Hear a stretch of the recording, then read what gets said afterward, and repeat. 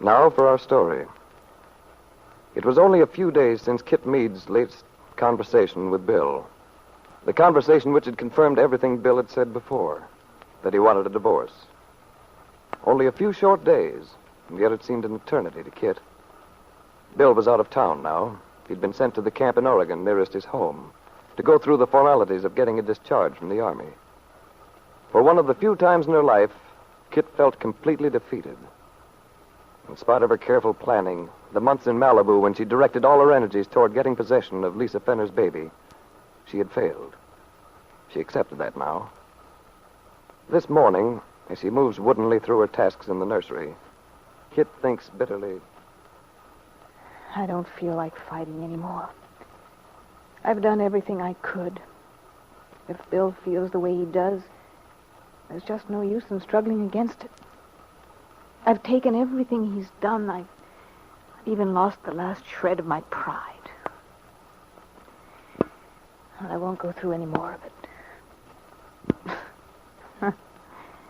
It looks as if I told Paul Cromwell the truth after all. I guess I will be getting a divorce, as I said I would. Come in. Well, here you are. Where'd you think I'd be, Jessie? Oh, I don't know.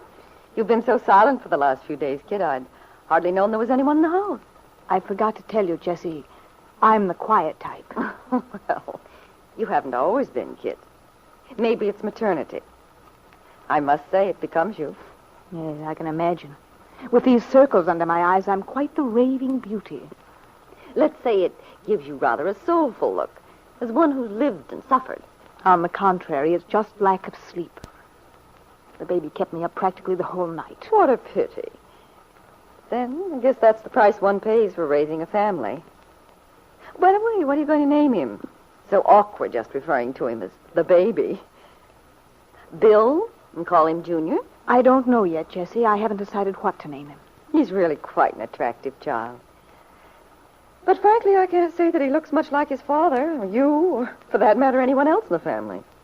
Dad thinks he looks like Grandfather. Oh, of course, Ben does. Because he wants him to.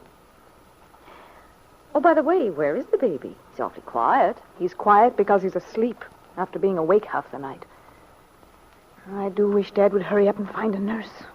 Why, Kit, aren't you going to take care of him yourself? When you first came home, you seemed to be all wrapped up in your maternal duty. And, of course, a nurse never takes the place of a real mother. Oh, that's absolute nonsense. At this age, it doesn't make the slightest difference. All he does is eat and sleep anyway. Well, I don't know. Seems to me I've read that the baby's first year is dreadfully important. Their whole personality is formed then. At least that's what they say. You're a typical spinster, aren't you, Jessie? All full of theories about how other people should raise their children. Well, I've always been interested in the subject, if that's what you mean. But I'm not a spinster, Kit. I think your father would be the first to acknowledge that little fact. Yeah, I guess you're right at that. Poor Dad. Well, I wouldn't shed any tears for Ben if I were you. He takes care of himself quite nicely, thank you. But really, Kit, I can't get over the change in you these last few days. When you first came home, you appeared to be so happy, so confident. Look, Jessie, you're not fooling anybody. Why don't you stop being such a hypocrite? You know perfectly well what's the matter with me. Perhaps I have my own theories. And you want me to confirm them, is that it? Well, I think I have a pardonable interest in what goes on in this house. Well, there's no point in our discussing whether you have a right to question me or not. I only know that I'd have a lot more respect for you if you just come out and ask me directly and stop beating about the bush. Very well, Kit, if that's how you feel. When will Bill come back? I don't know exactly. He's just been gone 2 days. I suppose it'll take a week altogether. I see. But then Bill does plan to return to Wakefield? Certainly he does. Yes, I suppose he would. Matter of fact, I believe he has some job lined up. I don't know what it is. Well, it seems that everything I predicted is happening just as I said it would. I knew Bill would want a divorce. You think so? Well, yes. Well, I told you the night we went out to your beach place, Ben and I, that Bill Meade had never gotten over Peggy Douglas. Peggy Douglas has nothing to do with it. If you know so much, you ought to know that yourself. I suppose you're referring to that story about Peggy's having a romance with the writer Nicholas Dorn. It's fairly common knowledge. Really, Kitt, I'm surprised at you. I thought you were more sophisticated about these things. Sophisticated? Why, of course. You've got a lot of experience. You ought to know how a young girl like Peggy reacts if she's been hurt by a man. But she simply turns right around and shows the world she doesn't care by pretending to be swept off her feet by someone else. What is this, a lesson in the ABC of feminine psychology? Well, you can call it that if you like. But you ought to know it yourself. Peggy was lonesome, at a loss to occupy her time. Nicholas Dorn is an eligible young man, and in a small town like this, it's only natural for people to assume she's in love. Now, whatever you say, the fact is that Bill and Peggy were not seeing each other while I was away. So why you try to pretend there's anything in that? Oh, I know they weren't seeing each other. Well, that is, not officially, but... Well, it's always possible to run into someone accidentally, if you really want to. Remember, Bill did go past Mary Lane's farm every day on his way to and from camp. If Bill and Peggy were seeing each other in anything but a casual way, which I deny, it's very odd that she's going around with this Dorn person. As for all the rigmarole about Peggy's pretending to be swept off her feet, I don't believe it. Peggy isn't capable of being that subtle. She's not the sort of person who goes in for intrigue. You just dreamed that up, Jessie, because it's the sort of thing you might do yourself.